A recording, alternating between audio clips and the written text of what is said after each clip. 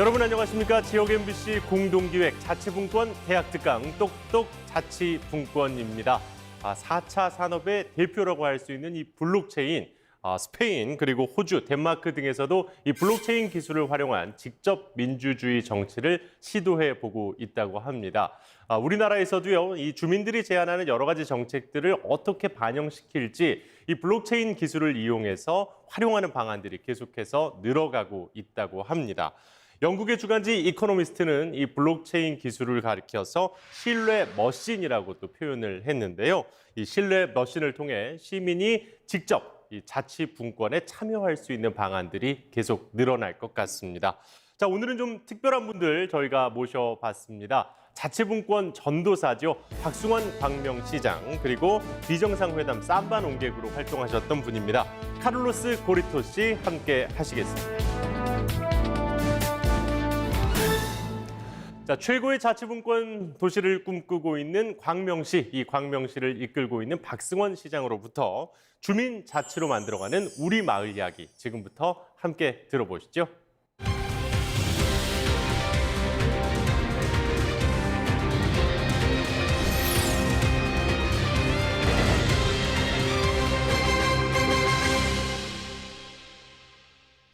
자, 우리는 흔히 자치분권, 주민자치 많이 들어보셨고 또 많이 이야기도 합니다. 그런데 자치분권 하면 무슨 생각이 떠오르시죠? 주민자치 하면 무슨 생각이 떠오르시죠? 자치분권 하면 흔히 중앙에 있는 권한 그리고 지방에 있는 권한, 이 이야기를 하면서 중앙에 있는 권한을 지방으로 좀 나누자, 이런 이야기를 많이 합니다. 그럼 사람들은 서로 밥그릇 싸움 하는 건가, 이런 이야기도 하지만 또 한편으로는 지방한테 권한을 줘야 우리가 뭔가 주민수를 뭔가 할 수 있지, 이렇게 생각하시는 분도 계시죠. 주민자치하면 나는 그 주민자치 조직에 참여해서 뭘 하고 있나? 나하고는 관계가 없는 거지, 이렇게 생각하시는 분들도 계십니다. 그러나 점점 시대가 변화하고 발전을 하고 있죠. 근데 시대가 변화하고 발전하는 과정에서 가장 중요한 것은 우리 국민들이, 시민들이 얼마만큼 주권자로서 살아갈 수 있느냐, 주권자로서 우리 지역의 문제, 우리의 문제를 어떻게 해결해 나갈 것이냐에 대한 더 많은 관심이 많아지고 있습니다. 그런 측면에서 봤을 때 우리는 이제 자치분권과 주민자치 이야기를 더 깊게 그리고 더 많이 이야기할 때가 된 것 같습니다. 오늘 그 이야기를 함께 나눠보고 싶습니다. 흔히 지방분권하면 중앙정부가 갖고 있는 권한을 지방정부의 권한을 나누고 지역의 일을 지역 주민과 함께 스스로 해결해 나갈 수 있도록 하자라고 이야기합니다. 그런데 우리가 그런 지방분권이 제대로 되고 있나요? 여전히 예산과 사무는 중앙에 집중되어 있습니다. 마찬가지로 주민자치 이야기하는데 우리 지역 안에 살고 있는 우리 주민들은 우리의 문제를 해결하기 위해서 지방정부에 적극적으로 참여해서 우리의 문제를 해결할 수 있는 그런 풀뿌리 민주주의가 현장에서 이루어지고 있나요? 물론 많은 노력을 해왔지만 아직도 우리는 많이 부족하다고 생각합니다. 1991년도 지방자치제가 부활을 하면서 풀뿌리 지방자치를 정말 많은 사람들이 이야기합니다. 그런데 실제로 우리가 그런 풀뿌리 지방조직에 참여해서 서로 시민들과 협력해 가면서 그런 문제를 해결해 나가고 있는지 우리가 고민하면서 오늘 이야기를 더 구체적으로 해봤으면 좋겠습니다. 사실은 민주주의는 어디에서 온다고 생각하십니까? 민주주의는 우리의 마음에서 온다고 생각합니다. 우리의 일상 삶 속에서 우리 동네에서 시작하는 것이죠. 그래서 정말 중앙정부나 또 지방정부가 다 하는 것이 아니라 우리 동네에서 하나하나 우리의 문제를 해결해 나간다는, 동네가 국가다라는 생각을 한다면 지방자치, 지방분권, 자치분권, 이 이야기가 좀 더 현실적으로 다가오지 않겠나 생각이 듭니다. 우리나라는 실제로 자치의 전통을 갖고 있죠. 삼국시대, 고려시대, 조선시대를 거쳐오면서 향옥과 또 촌락을 구성해서 그 안에서 촌락에 살고 있는 모든 사람들이 하나하나 협의해가면서 마을을 이끌어왔습니다. 조선시대에는 향약과 대동계라는 대표적인 자치조직을 통해서 주민조직들이 활성화되었는데 가장 대표적인 것이 대동계죠. 1565년도에 영암 구리마을에서 대동계가 처음 만들어졌는데 그 그 마을에서 우리 마을이 풍요롭게 잘 살고 또 어려운 일을 함께 해결해 나가자 해서 대동계를 만들었는데 그 역사가 지금까지 계속 진행되고 있다고 합니다. 그런데 얼마나 이게 잘 진행되고 있었는지 그 당시에 영조대왕께서 그 영암 구리마을에서 하고 있는 대동계에 가입하고 싶다고 그랬는데 그 지역의 마을 사람들이 몇 차례 논의를 통해서 가입을 안 시켰다라고 하는 유명한 일화가 전해져 오고 있습니다. 그만큼 우리는 전통적으로 그런 일들을 해왔고요. 근대기 말에 1800년대 말에는 갑오 농민 전쟁 때 농민들이 스스로 집강소를 설치해서 자치규약을 만들고 마을을 협력해서 다스렸던 경험들이 있습니다. 그런데 점점점 우리 사회가 성장하고 근대와 현대화되면서 산업화 사회가면서 모든 권력이 중앙으로 집중이 되기 시작했습니다. 특히 우리는 일제강점기를 거치면서 이런 전통적인 자치 문화가 다 없어져 버렸죠. 일제강점기에 그들은 우리 조선을 관리하기 위해서 통제하기 위해서 지금과 같은 읍면동을 만들었습니다. 그래서 관리를 파견해서 하나하나 우리 시민의 삶들을 감시해왔죠. 근데 이 제도적으로 이 지방자치가 제대로 형성된 것은 해방 이후에 1948년도 제한헌법에 이 지방자치의 가치를 헌법에 담으면서부터 제도적으로는 시작이 됐습니다. 1948년 지방자치법이 처음으로 제정이 되고 1952년 그 전쟁 중에서도 지방선거를 치렀습니다. 그런데 안타깝게 1961년 5.16 군사 쿠데타 이후 지방자치제가 없어졌죠. 다행히 1987년 6월 민주항쟁, 직선제 개헌을 통해서 우리나라의 민주화가 시작이 됐고 그 힘을 얻어서 1991년도에 다시 한번 지방자치가 부활하게 됐습니다. 근데 그때도 광역과 기초의원 선거만 했었죠. 근데 1995년도에 본격적인 지방자치가 부활해서 도지사, 시장을 뽑는, 구청장을 뽑는 그러한 단체장 뽑는 선거를 통해서 본격적인 지방자치가 부활했습니다. 지금까지 30여 년을 거쳐왔는데요. 정말 많은 것이 변했지 않습니까? 경제적인 부분 포함해서 우리의 문화, 삶의 질, 전반적인 모든 것들이 변해왔는데 그동안 30여 년 동안 이 지방자치법이 한 번도 개정된 적이 없습니다. 그런데 작년에 처음으로 30년 만에 지방자치법이 개정이 됐습니다. 여기서 가장 중심에 우리가 관심을 가져야 할 것이 주민 조례 발안제와 같은 주민의 권한을 대폭 확대한 부분들이 많이 포함되어 있습니다. 우리 시민들이 얼마나 알고 있을까요? 주민 조례 발안제는 우리 주민들이 조례를 발안하면 1년 안에 해당 지방의회에서는 그것을 의결해야 합니다. 그동안 법률은 국회에서 했고 그리고 지방정부는 조례를 단체장이나 지방의원들이 했습니다. 근데 이제는 주민들이 조례를 발안할 수가 있는 거죠.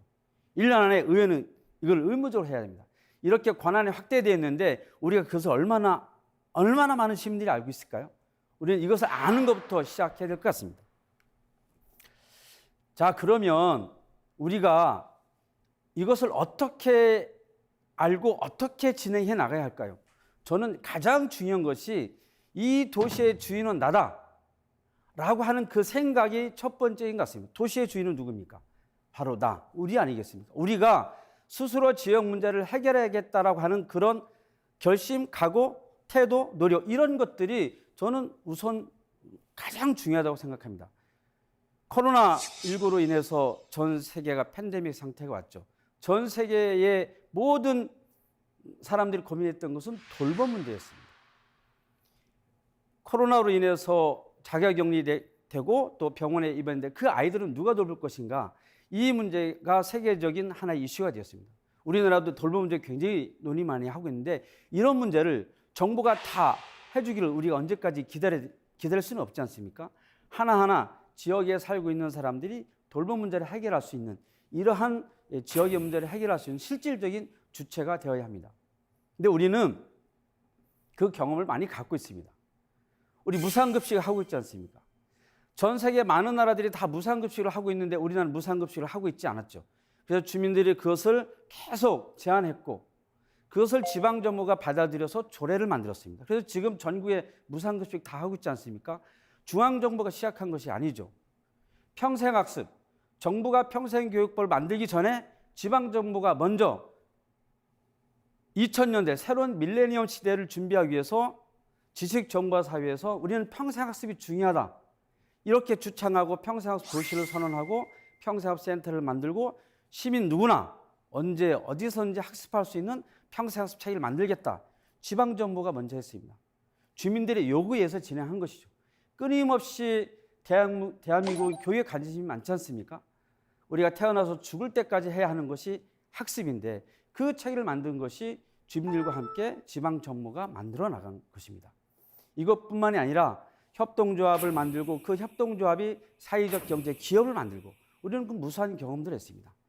그러나 더욱 많은 정말 많은 의제들이 우리한테 놓여져 있습니다. 그 문제를 하나하나 우리가 해나가야 할 것 같습니다.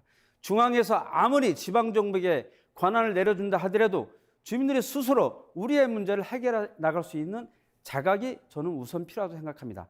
그리고 지방정부는 주민에게 스스로 그렇게 권한을 가지고 일할 수 있는 주민자치권을 확대해 나가는 것. 이것이 지금 우리에게 가장 필요한 과제가 아닌가 생각합니다. 그런데 여전히 우리는 중앙정부에 많이 의존하고 있습니다. 사실 지방정부가 새로운 신규 사업을 진행해 나갈 때 도서관을 만들거나 문화재단을 만들거나 하나의 어떤 시설을 만들 때 정말 크고 중요한 것은 시민들한테 묻는 것이 아니라 중앙정부에 묻습니다.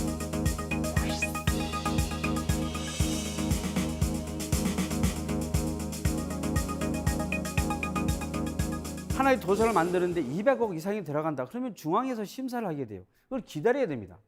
그러나 저는 정말 중요한 것은 시민들에게 먼저 묻고 시민들이 그것에 대한 답을 줬을 때 정책 결정을 하고 그때 중앙정부와 지방정부가 논의해서 예산을 투자하고 해나가는 것이 가장 중요하다고 생각합니다. 우리가 조선시대 가장 훌륭했던 성군 중에 대표로 뽑는 사람이 누굽니까? 바로 세종대왕 아니겠어요? 세종대왕께서도 끊임없이 백성들에게 묻고 또 물었다고 합니다. 세종대왕의 가장 큰 리더십은 경청이었다고 하잖아요. 세종대왕께서 그렇게 백성들에게 계속 묻고 물으면서 훈민정음 같은 한글을 만들지 않았습니까? 그렇게 국민과 소통하지 않았다면, 백성과 소통하지 않았다면 이 국민들을, 백성들을 편하게 해줄 수 있는 한글을 만들 수 있었을까요? 저는 이 시대에 우리가 가져갈 굉장히 중요한 과제가 여기에 있다고 생각합니다. 세계에서 가장 투표를 많이 하는 나라가 스위스입니다. 1년에 평균 4번 정도 국민투표를 진행한다고 하고요.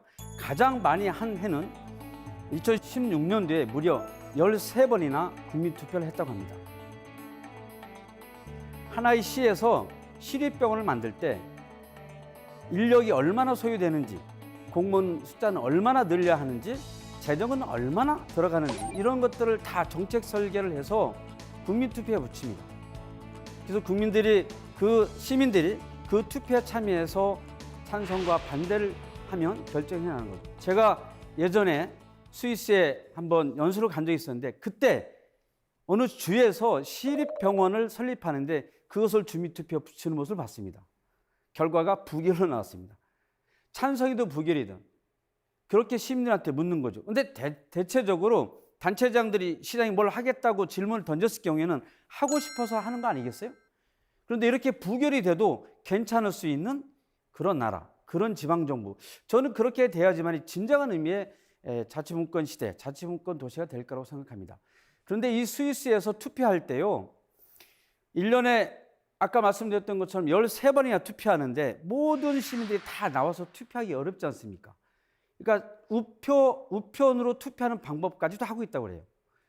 아까 말씀드린 것처럼 시립병원에 대한 그 정책 설계 내용을 소책자로 담고 찬성 반대 의견을 담아서 우편으로 보내주면 그걸 시민들이 찬성을 하는 이유, 반대하는 이유를 세세하게 적어서 다시 회성용 봉투에 넣어서 보내준다고 합니다.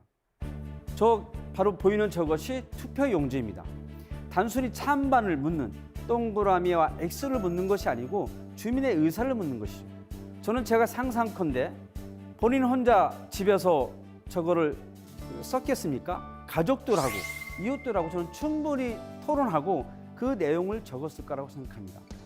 그리고 또 하나 여기서 발견할 수 있는 게 뭐냐면 그냥 단순히 형식적으로 하는 것이 아니라 우편 투표 방법까지 고민했다라고 하는 것은 단 한 명도 놓치지 않고 모든 시민의 의사를 묻고 듣겠다라고 하는 거잖아요. 저는 이렇게 가는 것이 필요한 것인지, 서두에서 좀 전에 얘기했던 것처럼 중앙의 모든 것을 묻고 가는 것이 맞는 것인지 한번 고민할 때가 됐다고 생각하고요. 정말 중요하고 정말 큰 사업들은 주민한테 먼저 물어야 된다고 생각합니다. 자, 그럼 이제 우리가 주민자치 시대를 준비해야 합니다. 그런데 한번 곰곰이 생각해 봅시다. 우리가 세계 경제 순위 10위라고 합니다. 6.25 전쟁을 겪었고 IMF를 겪었습니다. 그런 과정을 겪으면서도 한강의 기적이라고 하는 세계 10위 경제 대국을 만들어 왔습니다. 그런데 우리나라의 삶의 질은 세계 몇 위일까요? 42위라고 합니다.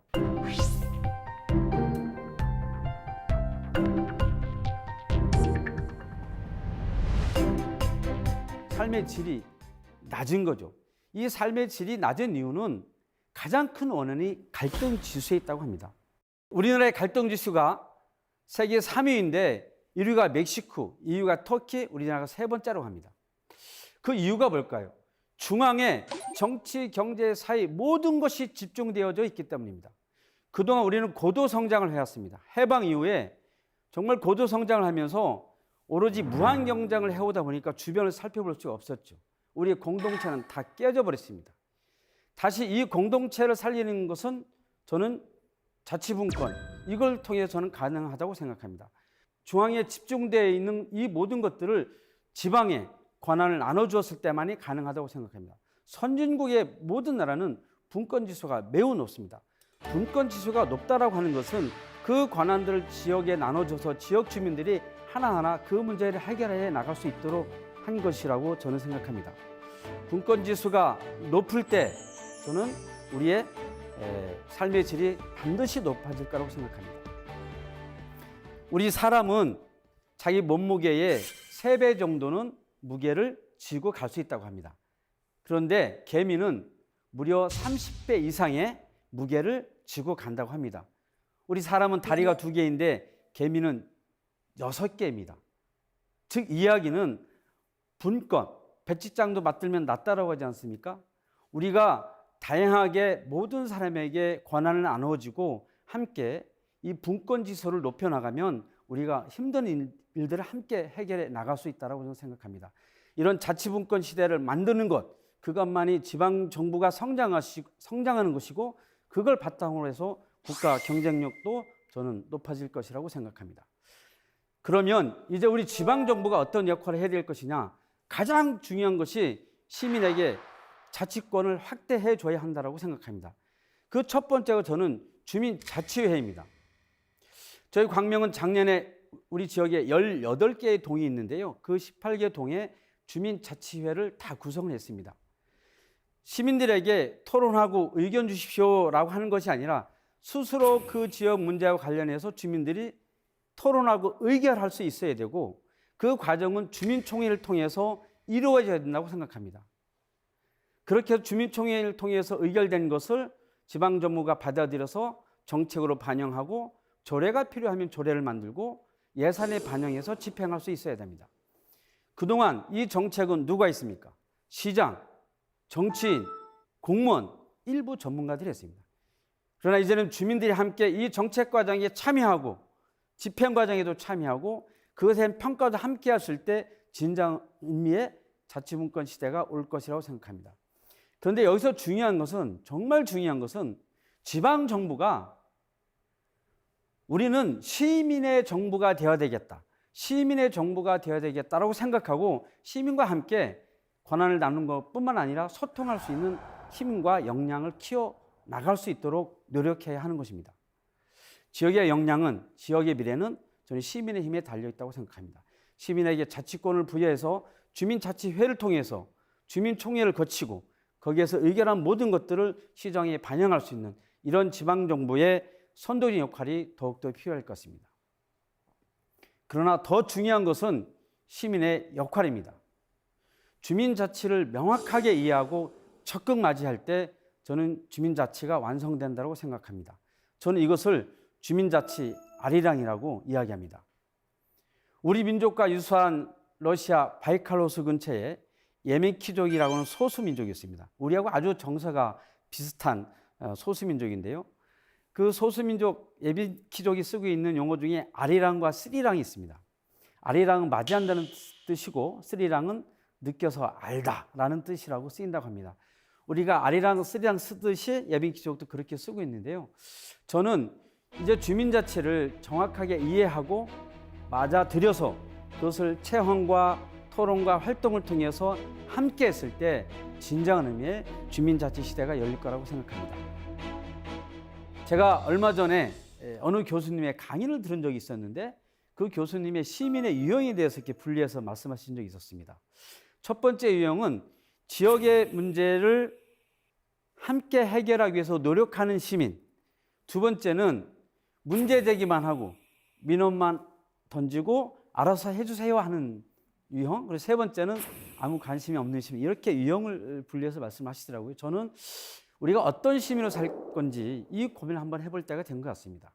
얼마 전에 평생학습 장학금제라고 하는 그런 하나의 안을 가지고 공론화위원회에서 80명의 공론단이 모여서 무려 3시간 동안 주말에 토론을 해서 결정했습니다.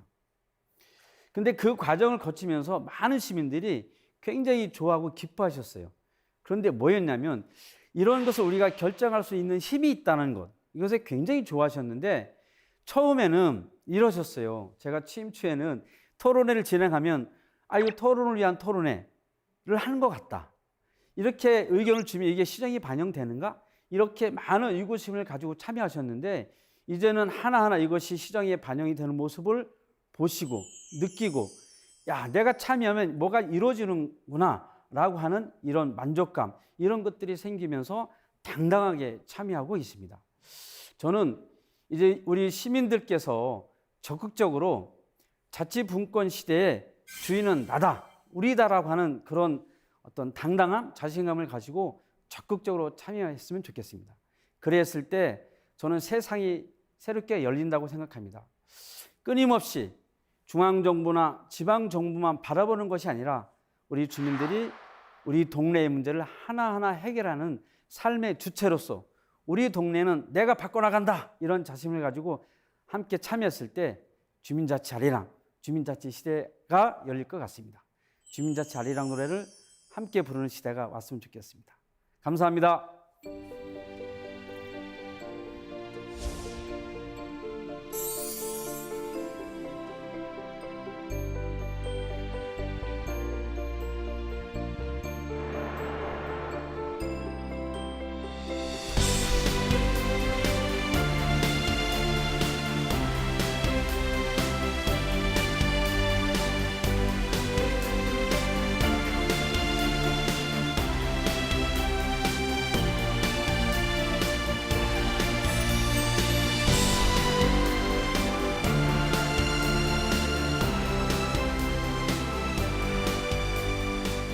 네, 박승원 시장의 강연 잘 들었습니다. 민주주의는 동네에서 시작을 한다.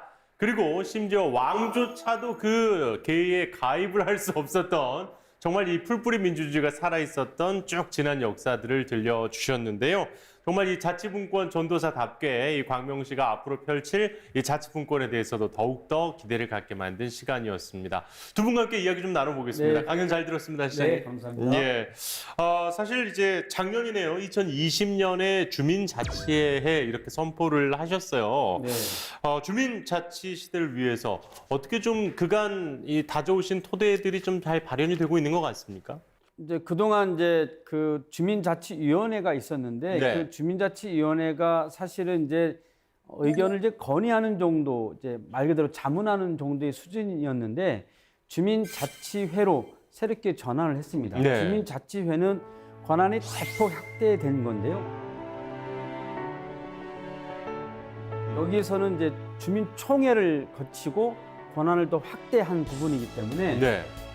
주민자치회 위원 숫자도 훨씬 늘리고요. 그 주민자치회 위원들은 또 시장 위촉하기도 하고 굉장히 주민자치 과거의 위원회와 성격이 훨씬 달라지고 권한도 높아진 건데요. 네. 그거를 처음에는 한 2개 동 정도를 시범으로 했습니다. 네네네. 시범으로 했는데 뭐 전체적으로 참여하는 주민들의 의욕도 굉장히 높고 그래서 이 전 동을 좀 다 하자라고 해서 작년에 전체 동을 다 주민자치회로 전환을 해서 다 했고요. 예. 이제 주민들이 이제 굉장히 이제 적극적이시고요. 일단은 이제 뭐 그냥 시작하는 것이 아니라 네네.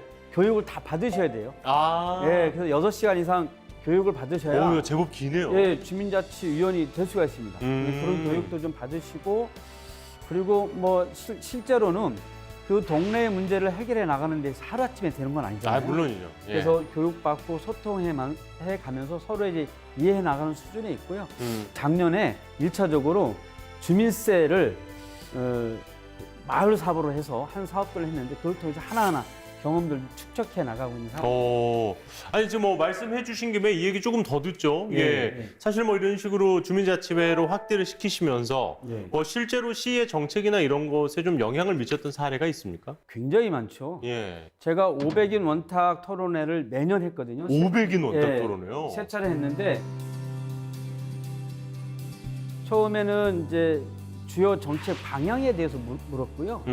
그 다음에 2번째는 좀 적대 정책 과제를 좀 물었고, 예. 3번째는 100억의 예산을 갖고 한번 시민들께서 예산을 세워봤으면 좋겠다. 그러니까 이런 과정들을 거쳐서 거기서 의견 주신 것은 다 예산에 반영을 했는데요. 예. 작년에 코로나 때문에 못 모였잖아요. 그렇죠. 그래서 500원 원탁 토론회는 작년에 온라인으로 했습니다. 온라인. 그래서 계속 그 뭐 각종 위원회나 주민 의견들을 받아서 그것들을 쭉 설계를 다 했어요. 그래서 그것을 정리해서 다시 주민들한테 문자로 다 이렇게 야, 발송을 이거 해서 뭐 정말 좋네요. 그 문제를 전체 답하는데 최소 30분에서 1시간 걸렸다고요. 그렇죠. 예. 그러니까 그렇게 적극적으로 하시는 분들이 굉장히 많으셨는데 뭐 3,000명 가까이가 답변을 하신 것 같아요. 그렇게 해서 거기에 우선순위를 좀 정해서 거기에 그 100억에 가까운 돈을 다 예산에 반영하고 아니 주민들은 정말 좋으시겠습니다만은 네. 시장님과 함께 일하는 네. 시청의 공무원들은 너무 힘들겠는데요? 너무 힘들죠. 이게 그래서 제가 늘 공무원들한테 예. 힘들지만 이렇게 가야 한다. 그러니까 시대가 변화하고 있고 이제 서로 협업하고 융합하지 않으면 예. 우리는 정체되고 뒤처진다. 와. 그래서 함께 이런 훈련을 지금부터 해나가자로 해서 얘기하고 있는데요. 정말 협업하고 그런 융합하는 이런 노력들이 굉장히 많습니다. 그래서 TF팀이 굉장히 많습니다. 도시재생과 관련된 협의체 안에도 TF팀이 꾸려져 있고요. 예. 또 기후에너지와 관련된 요즘 한국판 뉴딜 사업, 탄소 중립과 관련돼서 정부 정책도 많이 하고 있지만 저희는 굉장히 열심히 하고 있거든요. 여기에 관련된 TF팀도 있고요. 주기적으로 정기적으로 그 논의를 하고 있는데 하나하나 이런 이제 훈련, 경험들을 축적해 가면서 이제 공무원들도 힘들지만 네. 당연한 현실을 받아들이고 있어서 뭐 굉장히 좀 시민들과 또 공직자 여러분들이 협업을 잘 해 나가려고 엄청 노력을 하고 있습니다. 사실 이제 많은 시민들이 네. 아니 필요 없는 보도블록을 이렇게 자꾸 갈아엎으면서 우리 집 앞에 나한테 필요한 걸 왜 안 해주는 거야 이런 네. 분들이 많은데 네. 그런 얘기를 직접 가서 하시면 되는 네. 이런 건 정말 참신하고 좋은 것 같습니다. 네. 예. 자 그럼 또 우리 카를로스 씨의 또 이 강연 함께 들어주셨는데 지금 이제 브라질 대사관에서 교육관으로 지금 일하고 계세요. 네. 예. 고향이 지금 브라질 어느 도시죠? 고향은 리오데자네이루입니다. 그 월드컵과 올림픽이 열렸던 맞습니다. 예. 그것이. 바로 그곳인데 이제 한국 오신 지가 10년이 훨씬 넘었잖아요. 네, 오래됐어요. 그 브라질과 좀 비교를 해봤을 때 아니면 이제 한국에서 생활하시면서 이런 좀 이 시의 정책이라든지 자치를 좀 느껴볼 만한 그런 기회가 좀 있었을까요? 네, 처음 있었죠. 저는 브라질 사람으로서 브라질 큰 나라잖아요. 그렇죠. 사실 한국이랑 비교하면 좀 어렵지만 우리 둘 다 민주주의이고 민주주의 된 나라는 얼마 안 된 나라잖아요. 그럼 민주주의 쪽에서는 공통점이 많고 그리고 우리 해결해야 되는 문제 많은데 근데 아마 제일 큰 차이는 브라질 사람들이 직접 참여해서 그런 문화는 좀 있는 것 같은데 한국에서는 아마 옛날에 있었던 것 같은데 뭐 시장님 말씀도 것도 해서 그런 거 배웠는데 지금은 사람들이 너무 무관심인 것 같아요. 그거 조금 실망했어요, 사실. 우리 뭐 논문에서 제가 논문에서 공부한 한국은 vibrant democracy 그런 의미가 되게 많았어요. 네. 근데 요새는 실제로 그런 거 많이 보지 못해서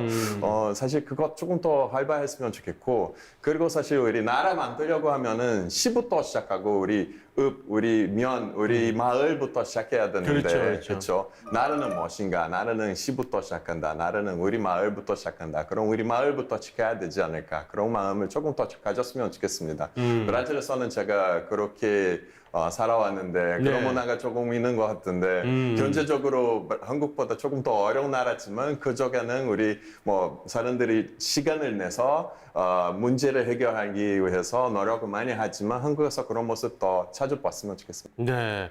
그러니까 이 말씀해 주신 게 바로 이제 풀뿌리 민주주의인 것 같아요. 그런데 이제 기대했던 것보다는 한국 시민들이 조금 더 적극적인 모습은 많이 못 본 것 같아서 아쉽다 이런 얘기를 해주셨는데 아까 시장 강연에서도 네. 역시 제일 중요한 건 주민들의 관심과 참여하려는 의지 이런 것들을 좀 강조를 많이 하시더라고요. 네. 아무래도 이제 시민들의 참여가 있어야만 네. 근데 아무래도 이제 그런 우려도 있을 것 같아요. 네. 나는 뭐 토론 이런 거 해본 적도 없어. 그리고 어차피 가봤자 뭐 이렇게 말 잘하고 네. 목소리 큰 사람 뭐 하고 싶은 대로 뭐 다 될 텐데 네. 내가 뭐하러 굳이 시간 내서 거기까지 가서 그래.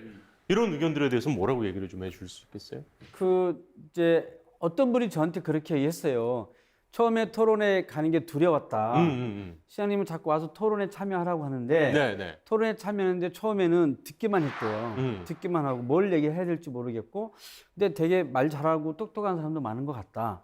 그런데 그걸 두 번, 세 번, 네 번 참여하다 보니까 본인이 이제 말할 수 있는 힘이 생겼고 오. 말을 이제 뭐 잘하든 못하든 하다 보니 나와 생각이 비슷한 사람을 만나게 됐고 그렇죠. 네 얘기 맞아. 나도 그렇게 생각해 하는 순간 자기 자신감이 생겼다는 거예요. 그러니까 그 뒤부터 이제 말하기 시작했고 그래서 그분은 지금 이제 어느 정도까지 성장했냐면 보니까 기후 에너지, 뭐 민주시민 교육, 뭐 도시재생, 뭐 다양한 분야에 뭐 이렇게 관심 갖고 공부하면서 강사로까지 이렇게 나가고 있어요. 그래요. 네, 그러니까 이게 그리고 다양한 이제 뭐 네트워크 조직에도 참여하고 있고 실질적인 마을의 활동가가 이제 되어버린 거죠. 이게 마을 활동가가 되면 나중에 지역사 리더가 되는 거잖아요. 네. 그러니까 이 참여가 어떤 현상이 생기냐면 나도 변하고 상대방도 변하는 거죠. 그래서 끝까지 경청하는 것도 중요하고 듣고 내 얘기하는 것도 중요한 거잖아요. 그렇죠. 이것이 하루아침에 되는 게 아니고 여러 차례 반복 훈련을 통해서 함께 성장할 수 있는 그 도시의 실질적인 마을 활동가로 성장하는 가장 중요한 그 첫 번째 과제라고 저는 생각해요. 그러니까 일단 처음이 어렵지 계속 네, 하다 보면 네, 또 이것도 느는 거니까 네, 그렇죠. 네. 예. 그러니까 지금 우리 보시는 시청자 여러분들도 혹시 이런 기회가 있으면 과감하게 용기를 한번 내실 필요도 있겠다 이런 네, 생각이 네. 들었습니다. 예, 그리고 또 이제 우리 카를로스 씨가 브라질 얘기를 아까 또 좀 해주셨는데, 아니, 상당히 좀 재밌는 그 사례가 하나 있더라고요. 이 브라질의 포르투 알레그리라는 곳의 이야기를 이제 전해 들었는데, 주민 참여 예산제. 아까 시장님께서도 네. 이 100억 원의 예산 어떻게 한번 짜보시겠습니까? 뭐 제시를 하셨다고 하는데, 그 이야기 좀 들려주시겠어요? 네, 사실 포르투갈레그는 브라질 남쪽에 있는 도시예요. 인구는 한 150만 명 정도 살고 있는데 저는 대학교 때는 거기 5년 동안 살았어요. 네. 거기 경유 중에는 당연히 대학교 좋아서 그런 것도 있었지만 예. 거기는 그 천지적에서 문화가 되게 잘 발달되어 있는 지역으로 브라질 안에서는 유명해요. 그렇군요. 네, 그리고 포르투갈레그 시 안에서 30년 전부터 그 주민 참여 예산제 그런 시스템도 있으니까 사람들이 직접 나와서 뭐 예산이 어떻게 쓸 건지 우리 마을에서 어떤 사업을 진행할 건지 직접 결정하는 그런 제도가 있습니다. 우리 시장님 말씀 주신 것처럼 그런 제도 도입하려고 하면은 교육부터 시작해야 돼요. 사람들이 어떻게 참여할 건지 맞아요. 그리고 문화를 만들어야 돼요. 제가 직접 움직이면 결과 나온다. 그렇죠. 그 문화를 만들면 우리 주민들이 관심도 가질 수 있고 더 적극적으로 참여할 수 있는 것 같아요. 포르투갈레그사를 보면은 그거는 제가 직접 볼 수 있어서 너무나 좋았습니다. 제 고향이랑 너무 큰 차이가 였어요. 같은 나라인데도 같은 민주주의 그런 제도 딱 똑같은데 도시 안에서는 그런 그 참여 시스템이 도입했기 때문에 우리 정치 문화도 많이 달라졌습니다. 역시 그 지역은 대통령 많이 나왔습니다. 맞아요, 맞아요. 그렇게 해서 진짜 좀 많이 알려진 왔어요. 도시죠, 예, 아마 우리나라에는. 그 정치 문화가 있었기 때문에 그렇지 않을까 그렇게 많이 생각했습니다. 예. 그러니까 사실 말씀해 주신 대로 왜 참여 안 하세요? 물어보면 아유 내가 뭐 참여해봤자 뭐가 바뀌어요? 네. 사실 이런 좀 정치에 대한 조금 지쳐 있는 듯한 그렇죠. 그런 시민들의 네, 네, 네. 모습들도 많이 만날 수가 있는데 네. 지금 말씀해 주신 것처럼 아니 내가 나섰더니 이게 실제로 바뀌어. 이러면 이건 진짜 할만하다 뭐 이런 네, 생각이 들 네, 수밖에 네, 없거든요. 네. 아니 그러면은 우리 그 지금 광명에서는 또 주민세 환원 사업 하신다면서요? 네, 이거는 네. 뭐고 왜 어떻게 하게 되신 거예요? 보통 뭐 5천에서 만 원 정도 하는데 네네네네. 지자체별로 다 달라요. 그렇죠, 그렇죠. 조금씩 다 달라요. 그래서 그 주민세를 내는데 그 주민세를 마을로 다시 한번 환원해서 마을 주민들이 이걸 한번 우리가 한번 써볼게 이렇게 한번 해보면 재밌겠다. 야, 독특하다.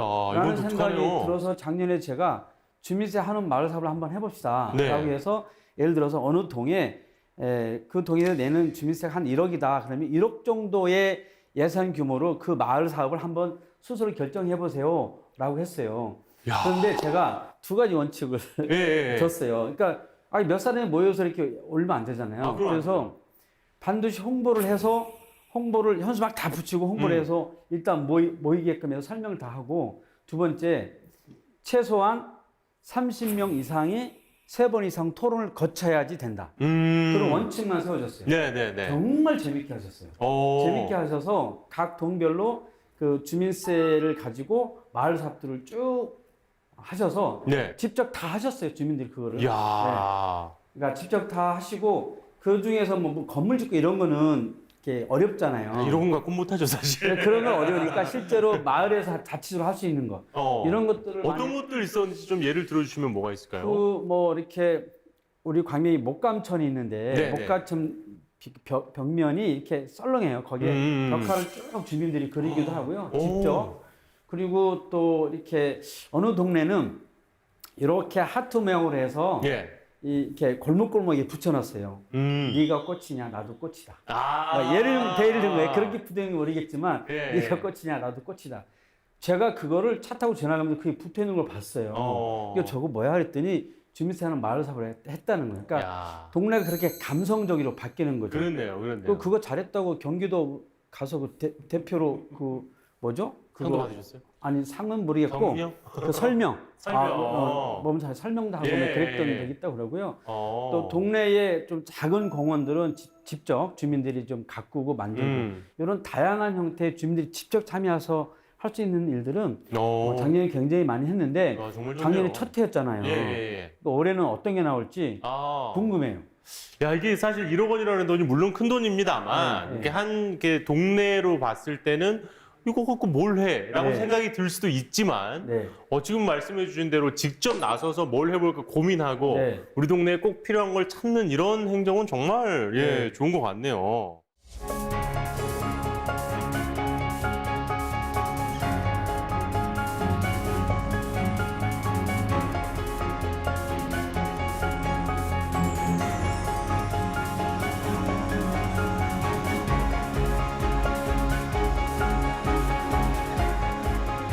지금 뭐 이미 성공 사례를 많이 갖고 계시지만 아직까지는 이런 것에 익숙지 않은 우리 시민들께 우리 시민들이 이래서 자치분권에 꼭 참여해야 한다. 좀 말씀을 해주실 수 있다면 어떤 부분이 있을까요?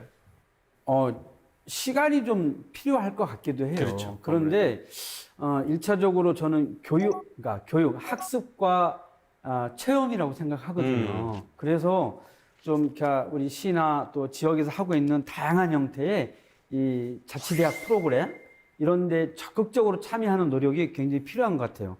저희 시에서도 자치대학이 있어요. 네네. 거기에 자치분권학과도 있고 오. 마을공동체학과, 기후에너지학과 뭐 또 요즘엔 반려동물학과도 만들었어요. 네. 그런 학과들을 만들어서 이렇게 1년 동안 대학처럼 운영하는데 이게 사실 다 우리 동네의 그 삶에 관한 문제이잖아요. 거기에서 배우고 학습하면서 뭔가 실질적으로 참여할 수 있는 이런 지역사회 네트워크에 구체적으로 참여할 수 있도록 저희가 많은 배려를 하고 있는데 적극적으로 동참했으면 좋겠고요. 예. 크던 작던 자꾸 참여하는 경험을 하고 하다 보면 더 시민들이 또 좋아하고 그 경험을 통해서 뭔가 지역사회에 이렇게 뭔가 바이러스처럼 코로나가 아니라 주민자치 아리랑 바이러스가 네. 이렇게 퍼지지 않을까 이런 생각을 해봅니다. 그 사실 아직까지 이제 우리나라에서 가장 큰 차이는 중앙정부가 어떤 이야기를 하거나 발언권에 있어서 네. 지방자치단체가 너무 작다 조금 네, 이런 네. 아쉬움들이 늘 있는데 네. 브라질 경우는 좀 어떻습니까? 브라질은 많이 다른 것 같아요, 사실. 네, 제가 뭐 한국에서 대사관에서 일하면서 그렇죠, 브라질에서 오신 뭐 장관 뭐 그런 분들 많이 오셨는데 네. 제가 아직도 기억하는 그런 경험은 한 번은 교육장관님 오시고 그리고 교육장관이요? 같이는 어떤 주 장관 주급에서 그렇죠, 그렇죠. 교육 맡고 계시는 예. 분 그리고 뭐 우리로 따지면 이제 교육감이나 뭐 이제 이런 분들이 그렇죠. 오신 거죠. 네, 네, 네. 예. 브라질 시스템이 조금 다르지만 근데 아무튼 나라에서 주에서 그리고 시에서 네. 그때는 교육 관련 거였지만 다른 분야는 똑같아요. 음. 근데 이 세 분은 회의를 할 때, 네. 자기소개를 할 때, 뭐 어떤 뭐 발표를 할 때 농급이었어요.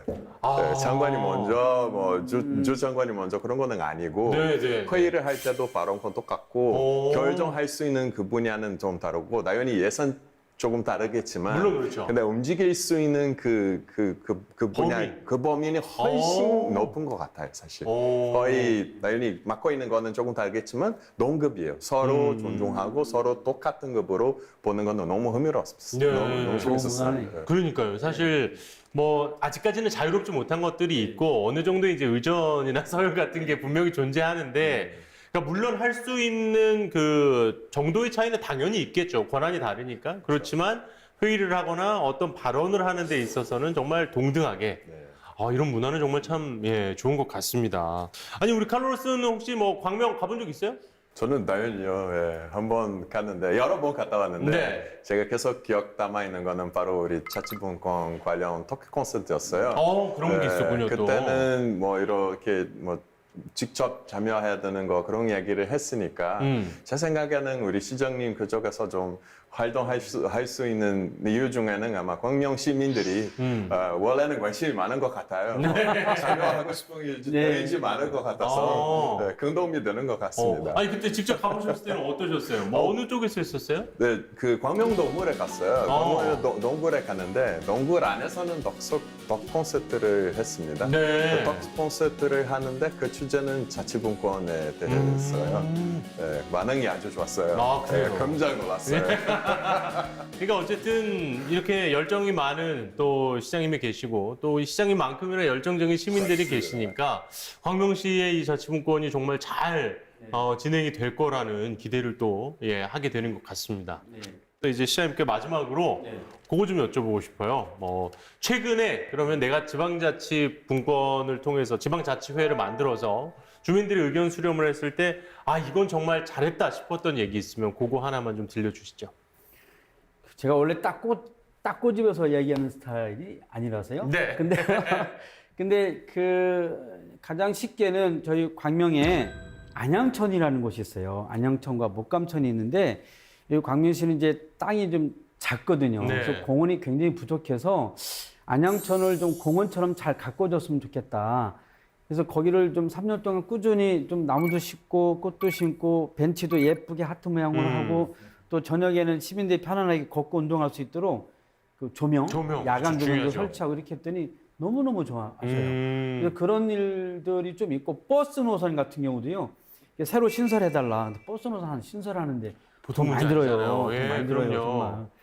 그래서 그런 것도 버스 노선도 신설하고 이런 것들을 하나하나 진행하니까 주민들 만족도가 높아져요. 그래서 안양천 같은 경우에는 어디까지 지금 진화가 했냐면요. 그래서 그렇게 하다 보니까 이 안양천 유역에 인근 지자체가 8개예요. 뭐 경기도는 광명, 안양, 군포, 의왕, 서울은 구로금천, 양천, 영등포. 그렇죠. 그러니까 8개 지방자치단체가 모였어요. 그래서 안양천을 명소화하자, 좀 고도화하자 이런 협약식을 했는데 지난번에 협약식 하면서 무슨 얘기까지 나왔냐면 5년 후에는 안양천을 국가정원으로 한번 지정해보자. 이런 것까지 한번 저희 같이 논의를 했는데요. 목표를 삼고, 우리 순천만 하고 뭐 태화강인가요? 그렇죠. 거기도 이제 국가정원으로 지정해서 가꾸고 있잖아요. 그래서 수도권에 이렇게 안양천이 한 100리길 정도 돼요. 100리길 친환경 국가정원을 만들면 좋겠다. 그래서 네. 그것도 좀 추진하려고 하는데 이게 오래전부터 시민들이 계속 요구해서 생긴 현상들인데 그렇죠. 예전에는 안양천에요. 주차장에서 주차장. 거기가 뭐 화물차 뭐 이런 그런 대형 차량들. 차량 주차인데 그걸 다 걷어낸 지는 꽤 됐는데 네. 걷어내고 안양천 수질 개선 사업들 하면서 점점 좋아지니까 이제 시민들이 안양천으로 다 나와서 운동하고 산책하고 하는 거죠. 그러니까 점점 더 친환경적으로 해달라는 요청들이 많아져서 나중에 안양천을 국가정원으로 지정해서 정원 잘 만들어 놓으면 그때 한번 놀러 오시죠. 아, 그럼요. 예.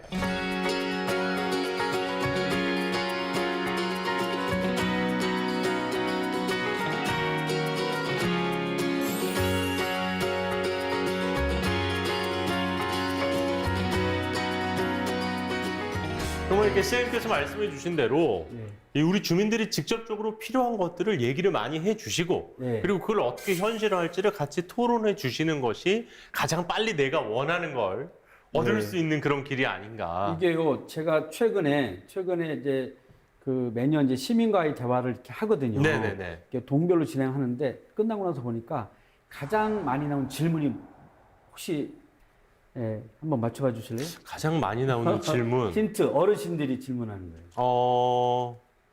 파크 골프장. 골프장? 이게, 파크 골프장. 아. 그러니까 노인 체육 시설을 네. 유치하는 게 굉장히 많아졌어요. 그러니까 노인 인구가 점점 많아지잖아요. 그렇죠, 그렇죠. 그러니까 이분들이 활동할 수 있는 공간들이 부족한 거예요. 그래서 그 파크 골프장, 파크 골프장을 찾아서 막 전국에 막 다 돌아다니시는 거예요. 네, 강릉에는 그 파크 골프장이 없거든요. 음. 그거를 만들어 달라고 민원이 많았었는데 이번에 심의가 됐는데 그게 의견이 제일 많은 거예요. 그래서 혹시 좀 다니면서 좀 괜찮은 데 찾아보셨습니까 했더니 찾아봤다, 안양천에. 그래서 거기를 직접 갔어요. 갔더니 그분들이 찾으시는 거예요. 안양천을 다 걸으면서. 네. 그래서 거기를 이제 저희가 안양천하고 좀 땅이 겹쳐져 있어서 나중에 협의를 해야 되는데 그만큼 이제 노인 인구가 많아지다 보니까 거기에 관련된 야외 체육시설, 여가시설 이런 것들 많이 요구하고 있거든요. 그러니까 소통하고 대화하지 않으면 이게 모르는 거죠. 그렇죠. 저 아예 생각도 못했습니다. 그러니까 지방자치가 그렇게 어려운 게 아니에요. 그렇네요. 우리의 삶의 현장을 함께 좀 바꾸고 변할 수 있도록 끊임없이 주민 중심의, 시민 중심의 생활 정치, 네. 정책 이런 것도 펼쳐나가는 지방 정부가 되고 뭐 주민자치회가 됐으면 좋겠다. 정말 그 안양천의 미래가 더 기대가 되네요. 네네. 예. 오늘 정말 긴 시간 동안 우리 네. 박성훈 시장님 그리고 또 브라질의 문화적 차이에 대해서도 너무 설명을 잘 해주셨습니다. 카를로스 씨 두 분 함께해 주셨습니다. 고맙습니다. 네, 감사합니다.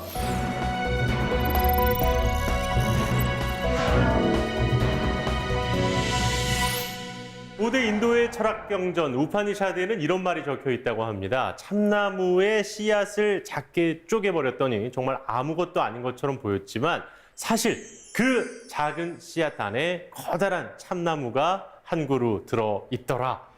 어떻게 보면 이 자치분권이란 것도 그런 것 같습니다. 이 작은 지방 그리고 더 작은 공동체의 것들이 무슨 의미가 있냐 하실 수 있겠지만 그 안에서 정말 하나의 국가가 출발하는 게 아닐까 이런 생각이 들었습니다. 지역 MBC 공동기획 자치분권 대학 특강 똑똑 자치분권입니다. 저희는 다음 시간에 다시 인사드리겠습니다.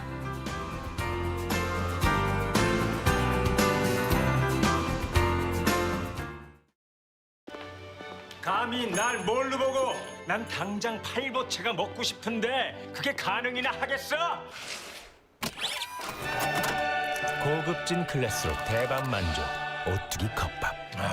맛있네. 비타민 선택 기준요? 저는 C+ 먹어요. 비타민 C 1200mg에 셀레늄, 아연, 비타민 E와 B까지. 아로나민 C+. 하나면 되니까. 피로는 풀고 항산화 관리까지. C+ 하나면 충분해요.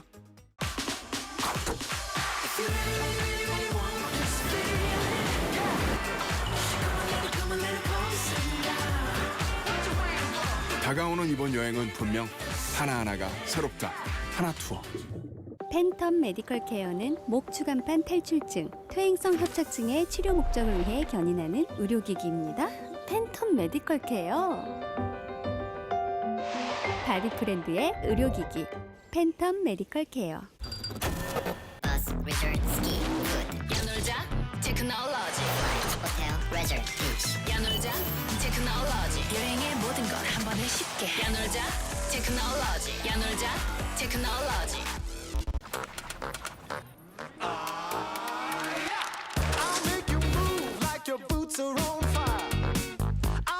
그랬다. 우리는 모두 크리에이티브 했다. 이제 세상에 보여줘봐. 누구든 크리에이티브만 있다면 마플샵에선 샵 가능. 나도? 샵 가능. 방구석 재능 모두 샵 가능. 마플샵